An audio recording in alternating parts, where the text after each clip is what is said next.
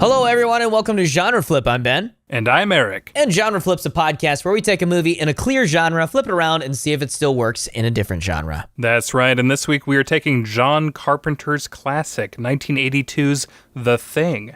And we're going to be doing something different this week. We're going to be switching between genres every 10 minutes. So do you want to explain what we're doing, Ben? Yeah, sure. So we've developed a genre randomizer that's got multiple different genres that are options in here. I'll just go ahead and run through these real quick. We've just got 10 options. We're going to do action, adventure, comedy, drama, horror, fantasy, musical, western, romance, or mystery. Those will be cycled through every 10 minutes. And since each, actual genre flip, once we get into it, is between 40 and 50 minutes, as we switch, it'll be between 4 and 5 different types of genres that will all be shoved into one movie here, which I feel like could make for some really weird things happening. Yeah. I feel like we're definitely going to be, given that we're switching on the fly, it's going to take a harsh turn from one genre into another, but that's what'll make it fun. Sure. And I think this is an appropriate movie to try this out on because, like The Thing, will be constantly morphing and changing between different forms. And that's a good point. Plus, this is like the most straightforward movie you'll ever watch. I mean, it is just... I mean, like a lot of the movies that we end up doing, we're like, okay, like last week when we did Interstellar, there is so much to that movie. Like, it is really hard to boil that down into like a couple of minute explanation because there's so many different pieces going on. Yeah, you're hopping all over the place constantly. This is a very basic plot, but I mean, a movie doesn't have to have an incredibly complicated plot to be a phenomenal film. No, not at all. But before we get into this genre flip, let's go ahead and discuss The Thing a little bit here. Let's go through that, and then we'll run through the rules for what the genre flip is going to be, and then we'll just go ahead and jump right into it. Cool. Do a synopsis here. We start off with a group of American researchers traveling to a base in Antarctica where they find the remains of a team of Norwegians, and they are shooting at a dog. The Norwegians die, and the Americans take the dog, having no clue what the fuck all that hubbub was about. But it turns out the dog was an alien creature. Oh, it was secretly blending in. In the little kennel area, it attacks and absorbs all the other dogs in a terrifying sequence. So from here on out, it's just this team of humans fighting back against the Thing and trying to survive. So that's the large majority of the movie right there. So after this series of fights and deaths, almost all the human characters die. There's extreme paranoia among the team. McCready, Kurt Russell, ends up, emerging as the protagonist over time. And in the end, he blows up the whole base and most of the Thing in the process. In the end, McCready and Childs are the only two remaining people, and it's unknown to the audience, or to either of them, if the other has secretly been taken over by the Thing.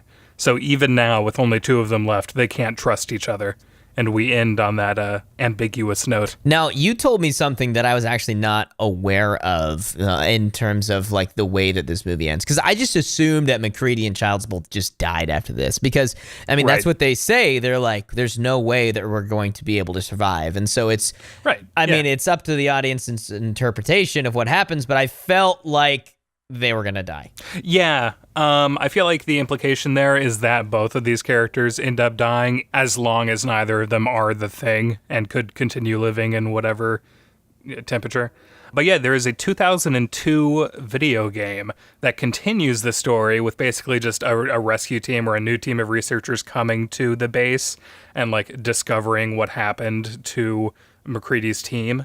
And so Childs died of hypothermia, so it was clear that he wasn't the Thing, and then McCready isn't there for the entire game, so you don't know where he's at, but then he shows up in the end and helps you fight the Thing. So he's still alive. Yeah, and I think that game is canon, because I know John Carpenter has, like, I think helped during development and stuff, like gave his blessing or whatever, so I'm assuming it's canon? I don't know. I feel like the movie on its own is what we're tackling right now, so we don't need to like involve any of that stuff. Sure, but I just think that that's a really cool thing to just add in here for people that are fans of the thing, that's canon, that he's still alive. Anyway, let's go ahead and explain, just the rules here one more time for the genre flip before we go ahead and jump into this. So I've got a timer here on my phone set for 10 minutes. What we're going to do is we're going to click the randomize button on our table here, and it's going to pop up a random genre, and we're going to go ahead and just dive right into this genre flip. Cool? Sounds good to me. All right, cool. I'm going to go ahead and choose the genre first. It looks like we're doing a drama, and we're going to go ahead and press start and go. All right, what are your ideas for a drama version of the thing? Oh, man. What kind of drama are we going for here? Are we going for overly sentimental melodrama? Could be like a soap opera type of sitch. I'm done for soap opera. Yeah, because I feel like that would really work well with the paranoia that we get here, where it's just like, you were the thing all along, and then they slap somebody, and then it's just like, oh, I wasn't. I promise I wasn't. Okay, since this is the beginning of the movie that we're starting off with, we got to have this big drama between MacReady and the chess master machine. Okay, sure. That he's trying to defeat. And then, of course, like he goes overboard and pours his drink into it, destroying what I can only assume is a very expensive piece of equipment right off the bat. But I feel like he's got to say something really, really heartwarming at the very beginning here. Maybe not heartwarming isn't the right word, but like really over the top. If we're going for like a soap opera form of genre here, he's just like, I never loved you. It's just like, you never gave me pleasure or like in terms of playing the game. He's talking to this computer. I'm trying to think of something that you would say to chess, but I can't. But he's got to be over the top. This is like a very passionate drama. King me. Or okay, maybe the other team members are King getting me, jealous. That's checkers. Oh, I know. Maybe the other team members are like, MacReady, you're supposed to be the leader of our team here, and you're just sitting there playing chess on the way to the base. Nuh-uh, you're gonna help us out. And he's like, I don't know, there's some kind of interpersonal drama between this group of people. They've got to be at odds with each other here in the beginning before paranoia even starts setting in. Sure, but I think the main drama is like, we don't necessarily need to have like the helicopter trying to snipe a dog out of the sky. Maybe we just have like a dog that like walks up, right? And, immediately some of the characters fall in love with this dog. They're like, oh my gosh, lovely, like a wonderful dog to add to our collection. or to add to like our other animals, and maybe there's like half of them are like, yeah, we should add him, and then like the other half are like, well, what if he's got rabies? What if he infects all of our other animals? And we're not going to have any more dogs, to be able to move around very efficiently. Like this is going to be a not good idea. Oh my gosh, I got it. This should be like a Marley and Me drama. So like this team of researchers go to this base, and they have a team of dogs that they use in the event that they need to, if they need to pull a snow dogs and go out there somewhere.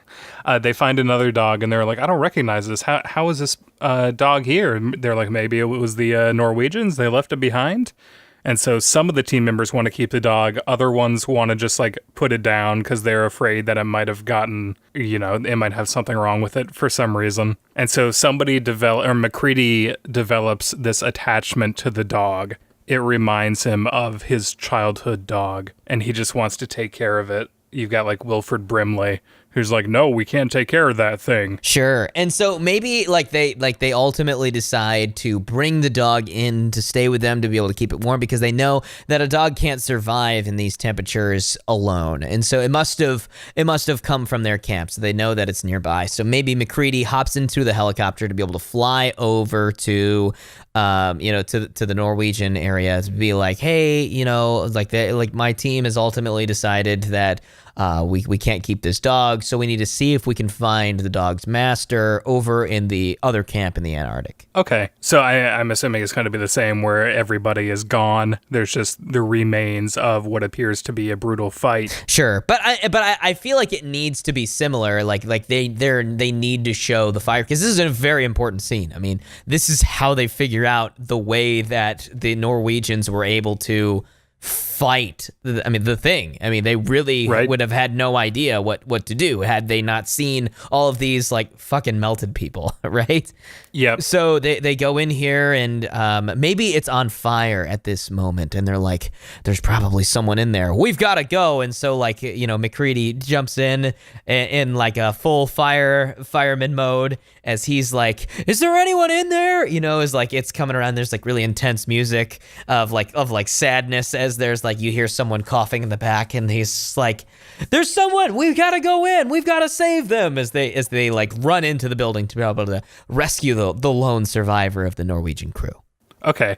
What's going to happen when they get in here? Is the dog with them currently? Well, I was thinking that they would keep the dog back with all of the other dogs, like while they were flying over here, just to see, if this is exactly where the dog came from, or that was my first instinct, but should they have brought, I guess that doesn't make sense for them to be like, hey, we got your dog, but it's not with us now. You got to come with us. What if McCready shows up, he finds the one remaining person, and all they say in their dying breath is like, take care of my dog for me.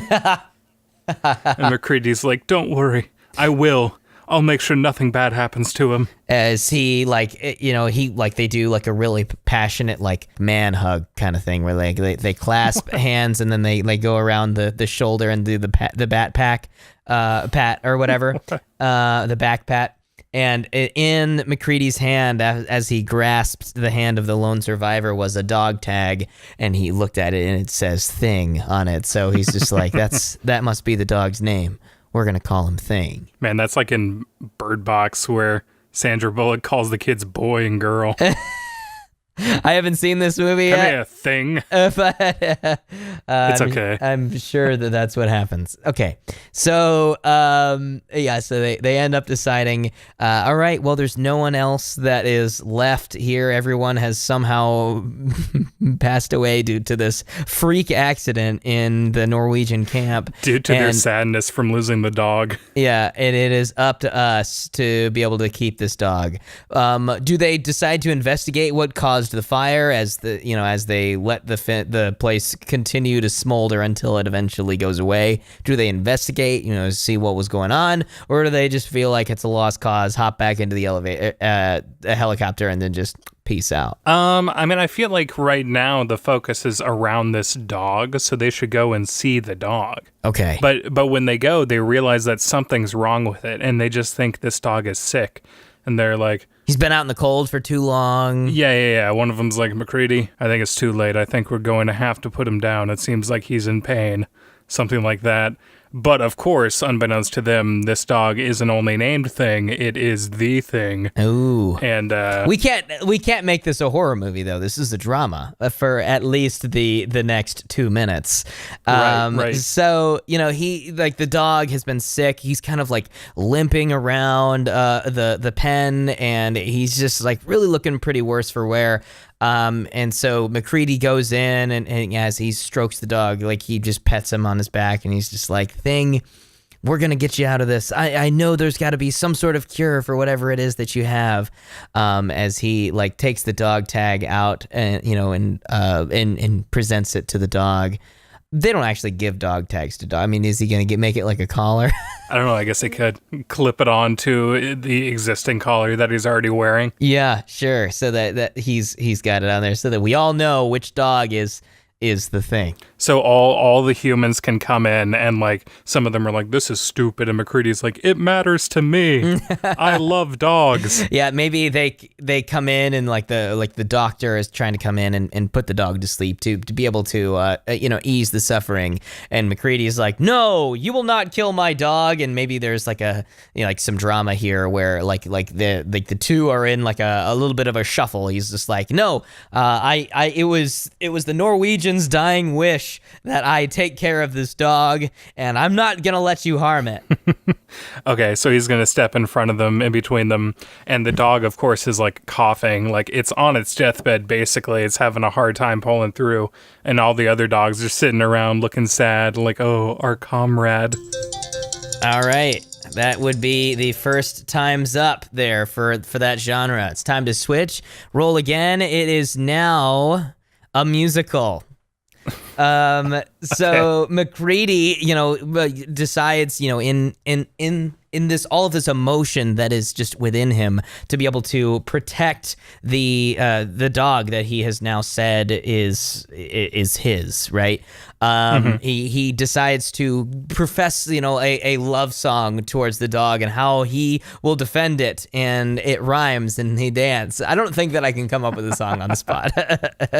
He immediately launches into this beautiful musical soliloquy as all the dogs dance in the background. We get like a flashback to his life as a child, and like the dog that he had, which just happened to be a husky, and he's like, we grew up together, him with me and me with him. We spent all the days together, all the hours passed by as we had fun in my backyard, and like he ran away from home and I never got to say goodbye, so now I'm going to hold on to this moment for as long as I can. And the dog, meanwhile, is like still on his deathbed. It's still very sad. And the others are like, McCready, I get it, but you're not keeping him alive this long. It's just making him worse. Like he can't be feeling good right now.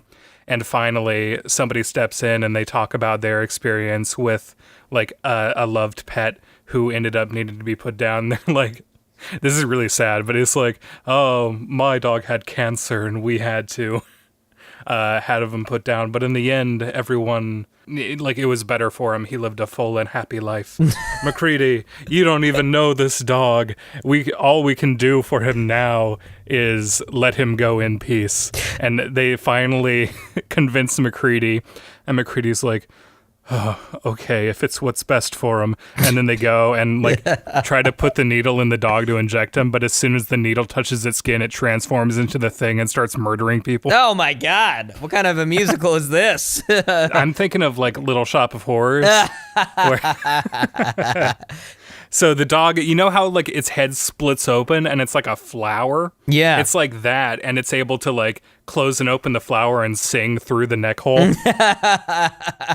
It's singing about how it's from outer space and it wants to kill them. Sure, but I feel like it has grown an attachment to McCready. So like as it's slaying human left and right, it always just narrowly avoids McCready in this moment because, McCready was the only one that was trying to keep the dog alive. Right, he was the only one who was vouching for it and trying to make sure it stayed safe. So he's going to at least thank McCready by not killing him right now. Sure. So McCready sees like a tentacle lashing out at him, and he winces, ready for death. But it narrowly misses him, and he realizes that it must have done it on purpose. So he runs away to go grab like a flamethrower or whatever. Meanwhile, it's just murdering humans left and right and singing about how it's a bloodlust. And so some of the humans get away, but some of them, along with the other dogs in the room, are assimilated into the thing. All right, so McCready, he ends up flamethrowing this thing as he like the song shifts gears, right? As it was like this like really powerful anthem of the thing, and it was just like a really like aggressive type of song, and then all of a sudden we get some violin here as McCready, sprays this thing with fire. Comes back in the room and says like, "I loved you once, but now no longer. Yeah, you were once my friend, but now you are stronger." But I really and then he want uses a flamethrower and it's screaming. I really want for it to be shouting, being like, "Oh!" As he shrinks smaller and smaller, and then he reverts as back he shrinks, his voice gets higher and higher. But I want it to revert back into the dog form, as it's just like, "McCready, why?" As it's don't like, you want to help me? Don't I remind you of your childhood friend? As it's like slowly, getting to the point of imminent death, it eventually just it keels over and completely dies. Right as we look at I feel like the dog's tail should pop off and like grow legs and then scurry away on the floor and start singing about how it's getting away. You'll never catch me, McCready. Scurry goes into a mouse hole in the corner. McCready and the remaining humans that are still alive. We'll say, like basically the main characters of this story are still alive. I mean, we've got Blair, we've got Childs, Knowles, Palmer, Dr. Cooper. Maybe Dr. Cooper is he he's taking a look at like the humans that were killed in this in this situation. They're like, how he's like he's a doctor, but he's also a scientist. He's trying to figure out exactly what it was that caused this dog to transform into this menacing alien. Examining its remains. And so we take a human out on a cart and wheel the human into like the dead body basically into Dr. Cooper's lab, as he's got a scalpel, and he's got he's got like all of his tools and whatever, as he's using each of his medicinal instruments to be able to create song as he is slashing and cutting open the body to be able to get inside. We have like the saw, like the bone saw or whatever in the background, like keeping the rhythm of like forming the harmony. Oh kind of noise as he's cutting in, as he's got some sort of a triumphant song as they've slain the beast, and now he is trying to figure out what it was that caused the. I'm thinking it would be cool to be cutting back and forth between him singing this song about how he and his ways will go on forever, and he's going to investigate this and become famous and be successful as a result. And then we cut over to MacReady, who's like walking around outside in the cold by himself, like singing quietly to himself about how he let everyone down by keeping the dog safe, and now people are dead, and he's blaming himself. And I want for him to continuously look down at the dog tags that after he melted the dog, he decided to keep the dog tags afterwards, as he like flashes back to the man that he met in the Norwegian station, as they said to take care of their dog, and he feels as though he has failed that last living Norwegian's dying request, and he just is completely conflicted because he just doesn't know what to even do anymore. I'm sorry, Norwegian, your dog became Legion. So Dr. Cooper, after this song, he ends up finding some sort of discovery, and he brings all of the remaining people left. We'll say that it's MacReady, Blair, Childs, Knowles, Palmer, and Dr. Cooper all still living. Should we add any of the other characters in there, or should we say that everybody else just fucking died? I feel like they can all have fucking died. Like, this is a massacre. This is a gigantic massacre, killing off like over half of the characters. Okay, so what is it that Dr. Cooper has discovered? Let's see, what is it that he discovers in the thing? So he basically finds out that like it is like the outside of the body is like completely burned, but on the inside, or the outside of the body looks like a menacing alien sort of thing, but on the inside it's like human organs. And so he's like he basically discovers that this thing can morph into whatever it touches, I guess, or whatever living creature that is nearby. A parasite that's able to imitate living organisms. Right. That sounds like the similar thing that he's going to discover. And of course, like in this version, he's very full of himself and is singing about how this is a miraculous discovery. He's going to win the Nobel Prize. I found a parasite that's able to inhabit life forms. Not only that, but absorb them together and turn them into something completely new. This is a life form unlike anything we've ever found on Earth. Now that I have this information, I'll be able to document it. Maybe Dr. Cooper wants to immediately, take his findings back to the mainland, wants to go back to the United States. Sure. But MacReady, as their pilot, is so heartbroken over the loss of this new dog that he claimed as his own, doesn't have the heart to be able to, to be able to go and continue this. He asked MacReady to get on the helicopter and fly them out of there, and he's like, no, I'll just end up killing you like I did the others. Right. He doesn't have it in him to be able to go right now.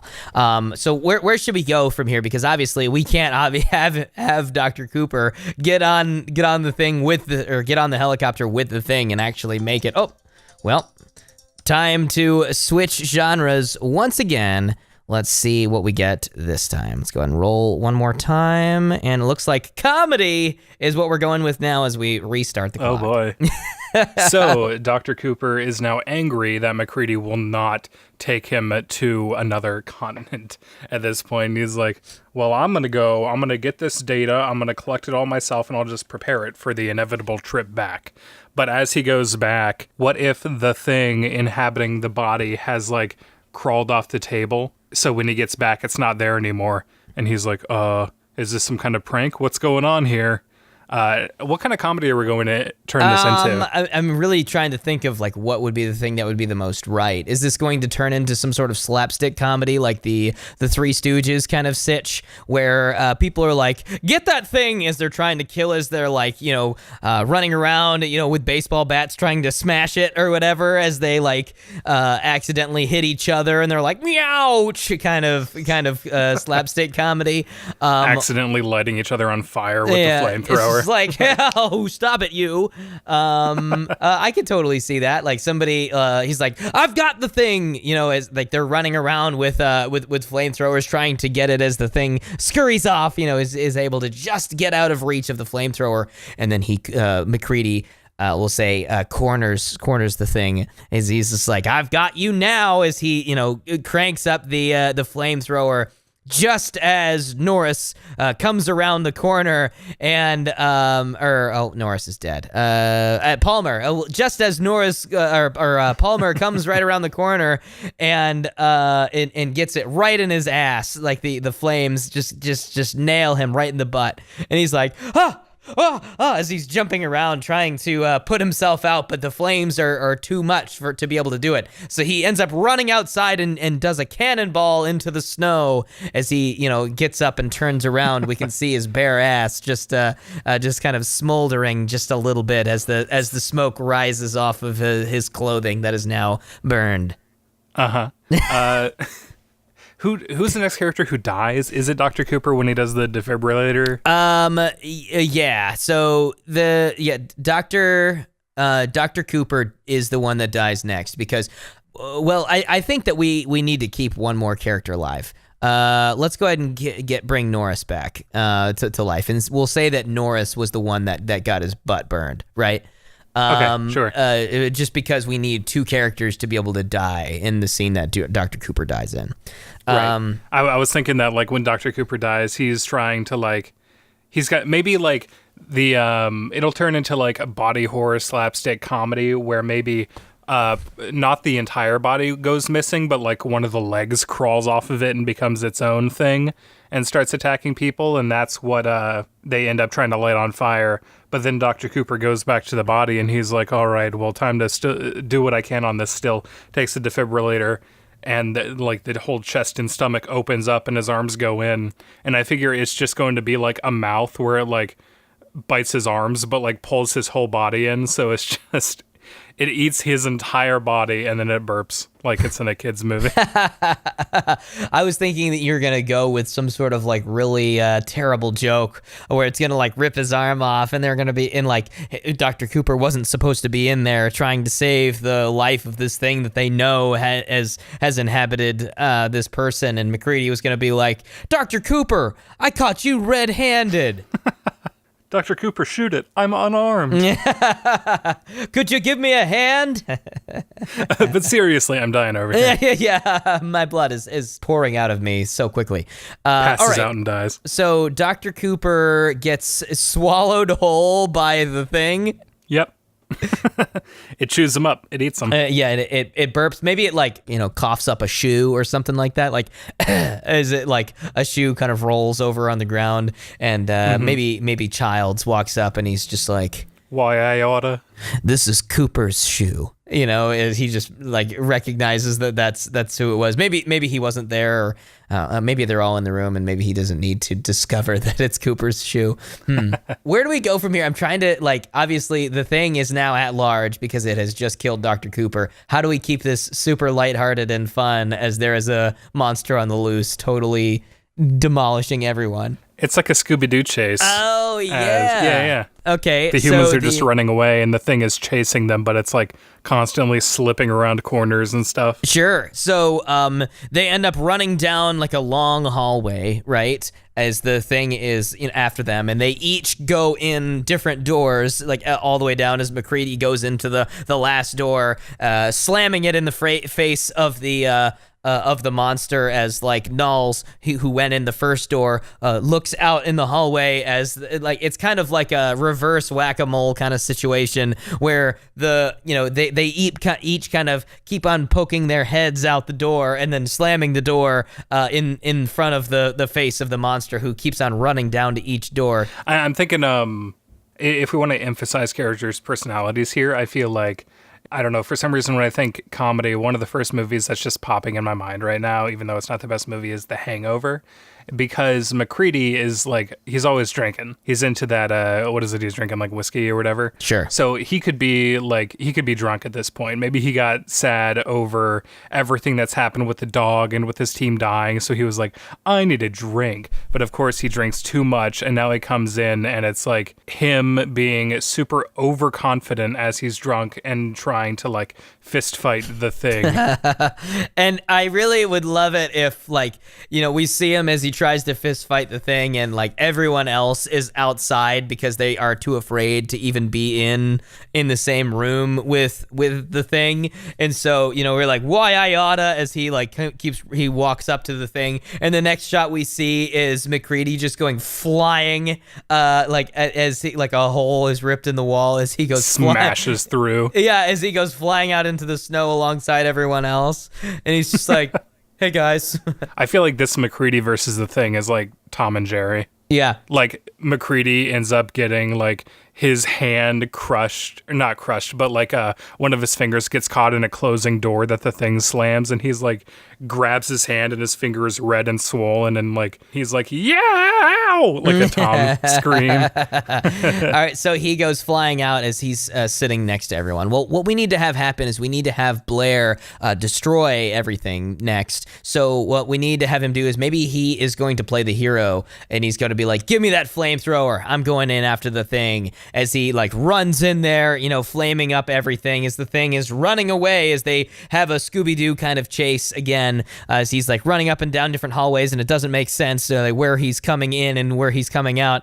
But as he goes into every room, he ends up like flaming up all of the equipment, making it impossible for them to communicate as the destroying thing. all the communications. Right, yeah. right. The only computer left is the exposition machine that tells us the chances of us making it out alive. Or the computer that Wilford Brimley uses that says like 75% chance of the entire human populace being eradicated. Yeah, well, or whatever. Well, what if it's the computer that MacReady was playing in the very beginning, and he doesn't end up pouring whiskey on it or whatever, and it like somehow the game is still going, as it's like symbolizing that it's like a game of chess between the main characters and the thing.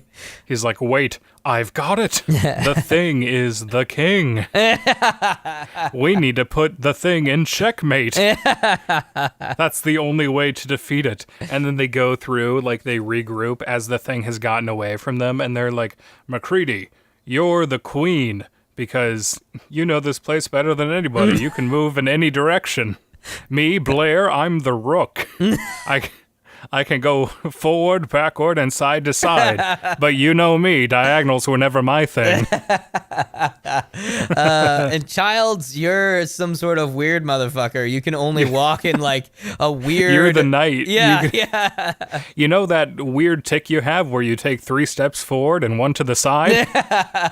It all makes sense now. Yeah. All right. Well, I feel like they, Dr. Blair has destroyed all of the comms. Everybody is rightfully upset. And they're like, whoa, we're putting you in a timeout, as they lock him in. All right, here we go. That was the next one. We've been through 3 genres already. This is flying by. So we are now going to do... We just did musical. Fantasy is the new genre that we have here. Oh, man. Okay. So I feel like this is really where we start to transition into like a big epic quest that I like where we were at, because we can continue, like, this is like a Knights of the Round Table kind of thing, where they all realize that they are characters in a giant real-life game of chess. Sure. So as we had described them before, McCready being the queen, Dr. Blair being the rook, Childs is the knight, and Knowles can be the bishop. And Palmer's just a fucking pawn. All the others are pawns. Yeah, right. They're like, don't worry about all the others who died. They were only pawns. Right. They could just move one space at a time. And Palmer is like, wait, what am I? And McCready's like, yes, you may be a pawn. And then he goes up to his shoulder and he rests his hand on it and he says, but even a pawn can kill the king. He said, or basically he says that, even if a pawn makes it to the other side, even they can become a queen. So he delivers this inspirational speech saying that maybe they're all standing out in the snow as there's flames, sputtering out behind them in the giant fortress that is now, being demolished. They're like, the king is behind us. What say you? As they all draw their flamethrowers and they go, aye, as they're like, we must fight this thing, as he gives a big motivational speech. You know what I'm thinking? What if in this last ditch effort, they light the whole camp on fire and they're like, this will be where we trap him and we will go and regroup. So what if they go over to where the Norwegians were and they end up going, because you know how they go through the Norwegians' camp? I know this happens earlier on, but they're like discovering all the stuff and trying to piece together the mystery of what happened before they got there. Because this is a fantasy, we find out about some sort of ancient prophecy that's carved in the ice below that says that only those who represent the characters of chess would be the ones fated to come and destroy the legendary alien king. Okay. So they end up finding these carvings, and they're like, McCready, this looks like you. He's like, oh my God, it's the same beard. And this is the chess master machine. So what if they found a box earlier at the whenever we came to the Norwegian camp earlier, and they've just now figured out how to open it, and that is how they end up having this stuff, so that we don't have to have them go over to the Norwegian camp just yet. Because here's what I'm thinking. I'm thinking that they all decide to, draw their flamethrowers, and this is the big battle sequence as they all go in and they're like, some of us may not make it out of this alive, but this is the only way for mankind that we can ensure our survival, as they all run in, in the open doors of this thing, as the complex they're in, as the thing is just destroying everything. They all end up working as a team, similarly to the way they do in Ghostbusters, as they're all shooting the marshmallow man as the thing just explodes, killing, they all end up surviving this big, incredible battle as they took down the thing. And they're like, wow, I can't believe that we all survived. Unfortunately, Blair killed all of the communication before, and this big battle ended up making it so that we couldn't. There's nothing left of our camp. We need to go to the Norwegian camp. Fortunately, we still have the helicopter, so we can go in there, fly over to the Norwegian camp, and hopefully they've got communications that we can still use to be able to get ourselves out of this. Okay. Of course, though, the thing is still alive in some capacity. Do we want to show that happen, a piece of the thing snaps off and becomes its own little life form? What if one of the characters that's with them has been infected by the thing? Has already been infected. Okay, yeah. Yes, perfect, like Palmer. Yeah. So we'll say that Palmer, at some point during this fight, gets infected and the others just don't realize it. And so they all end up making it on the helicopter. They go over to the Norwegian base, and they are now going to be searching, and they realize Yeah, what do they realize here? Well, like, what's I'm new? thinking that they're looking for communications, and they find out that they're down. But they realize that maybe the area where they found this box that has all of, like that had the prophecy in it, maybe that it's got something else that can be used to be able to defeat the thing once and for all. But I'm thinking that maybe on the way over there, MacReady is flying the helicopter, and maybe a Childs is sitting in the front seat with him as Dr. Blair alongside Knowles and Palmer are all sitting in the back, and Palmer starts to act kind of weird as they're in the air, and he starts to do just starts to kind of freak out a little bit as his body just starts to kind of transform, and Dr. Blair is just like, step on it, MacReady, we got to get out of here. Palmer has been infected, as he quickly lands, and they all jump out, but it was too late as Palmer has grabbed Knowles and has infected him himself, and now there are two of the things that are after them. Oh, geez. I feel like one of them notices that something is wrong with Palmer, and they try to trick him so that they can kick him out of the helicopter. So he gets kicked out, but then he immediately transforms in the air and shoots a tentacle up and grabs something on the helicopter and loops around, so he flies up under and jumps back into the helicopter and then starts attacking. Oh, damn. I just think that'd be a cool little sequence. That is intense. And so they all start fighting each other. Who did you say he ends up infecting? I was thinking either Knowles, even Dr. Blair, but I was thinking that Dr. Blair would be the final one.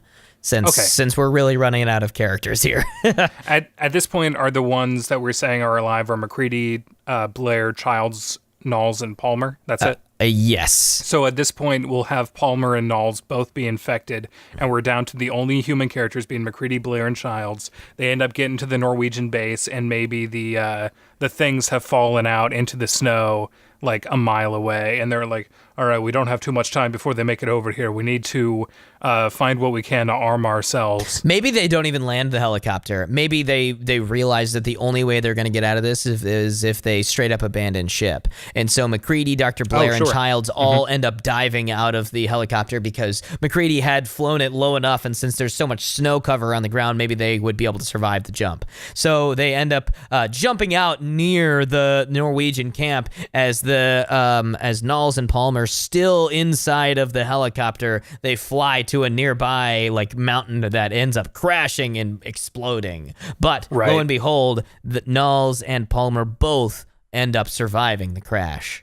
Right. They're still okay. The human bodies are mangled and deformed, but they're still okay, and they're going to make it on foot all the way to the Norwegian base camp. Right. So the remaining humans are going to go into the camp. They're looking for communications, but of course they're not going to be able to find anything. Maybe they find, I don't know, are they able to signal for help? We can change it if we want to. I suppose that we could. Maybe there is another, a nearby station that we haven't mentioned yet. Maybe there's the Australians. The German, the Australians. Fuck. It doesn't matter. It could be anybody. The Australians. They also have a camp that is, such and such a miles away. Maybe it's 10 miles away or something like that, and they're like, oh no, our communications are down, but there is the lighthouse, or the light that's shining at the top of the tower that we can use to be able to communicate with do a Morse code kind of thing.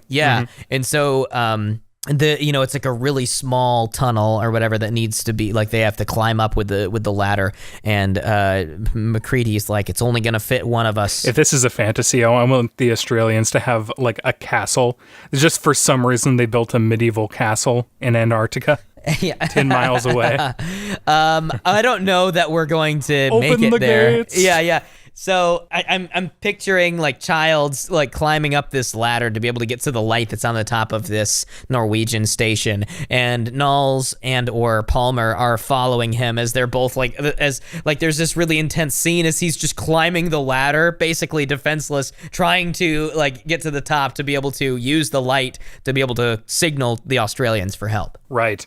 But he gets tricked because Knowles and Palmer have built a Trojan horse, and he doesn't realize that it's actually the thing inside.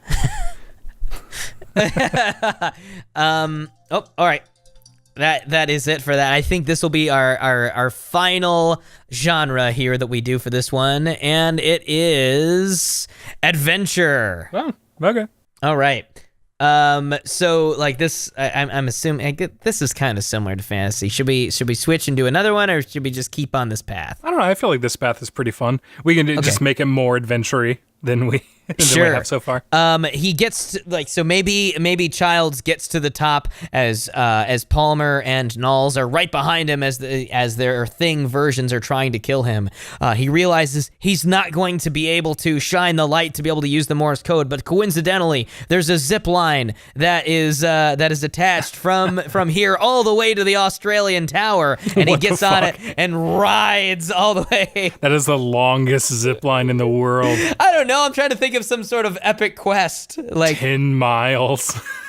No, I get it. So I guess Blair and Childs have been fighting against the thing this whole time, trying to keep them away from MacReady. What's going to happen to them during this time? Are they going to end up dying? I guess like with Childs, it can be. Well, I thought that Childs was the one climbing the tower, or was it MacReady? Oh, in my mind, I thought it was MacReady, but it could be Childs. It could be any one of them. So two other characters are still at the Norwegian base.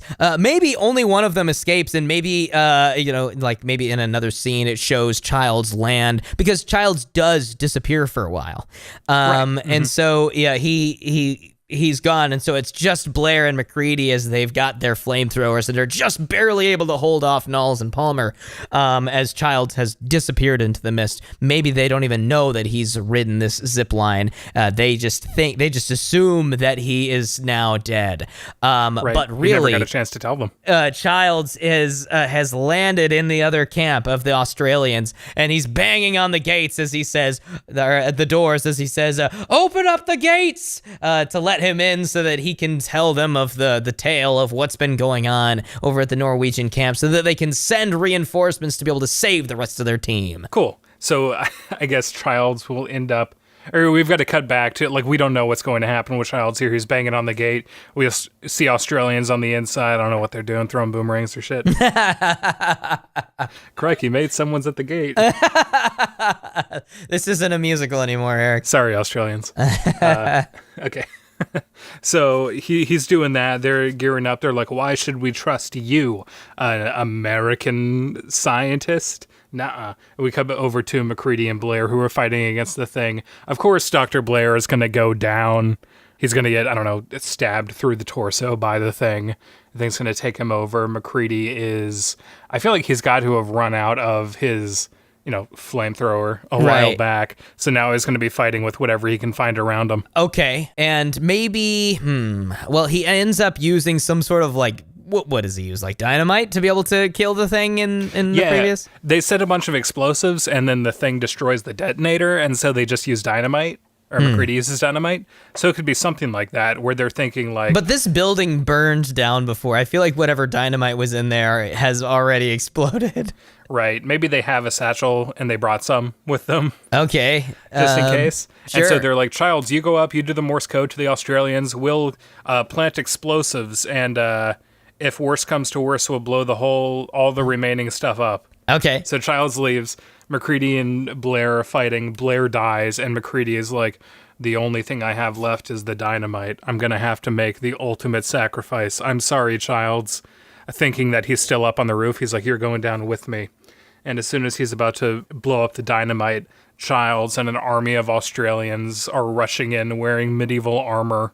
All right, as like Knowles and Palmer, like their versions of the thing have been killed. They're like they've got armor on, and they've got like flaming swords as they're able to like just chop them to pieces as these two characters fall where they stand. Not realizing that Dr. Blair is still out there and now has been infected, and he is able to overtake the Australian army that has now come in. Yeah.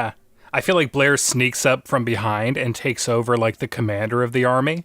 And then from there, he's able to take over other people in the army. So it soon turns into like a civil war between all of these medieval Australian soldiers, and they're all fighting each other, half of whom have been taken over by the thing. Sure. And McCready's like, Childs, you just made it worse. Yeah, as Childs and McCready are standing there, like, trying to wonder what to do, or like they're wondering what to do. How in the world are they going to get out of this? And I'm thinking that like somehow the thing ends up overtaking everything and just becomes like this gigantic, fucking menacing, incredible, insane-sized monster, like a Godzilla-sized, like I don't know, some sort of takes humongous... all the Australians, and the only people left are McCready and Childs. Right, and like, oh, fuck. here's what I'm thinking. McCready, he has the dynamite, but he was not able to get any of the twine to be able to use as the igniter for it, right? So it's just like a brick of dynamite at this point, and it's highly unstable. But he doesn't have any way to be able to light it to be able to make it explode. But then he remembers at the very beginning, and it shows the dog tag, right? Instead of it being like a metal clasp or whatever, it could be like a string that was used to be able to like hold the dog tag on the necklace. And so he rips off, like the metal piece, and then he uses the band of the necklace to be able to make a makeshift fuse for the dynamite so that he can light it to be able to destroy the thing. He lights it, and the thing has like a giant stomach mouth, and it roars screaming at McCready. McCready has this flashback to his childhood with his dog, and he's still thinking of this giant creature as like, he's still being reminded of his childhood pet, so he's thinking like, goodbye thing, I always loved you. And he throws the explosive, and the thing swallows it whole and goes, gulp, and then it explodes. Just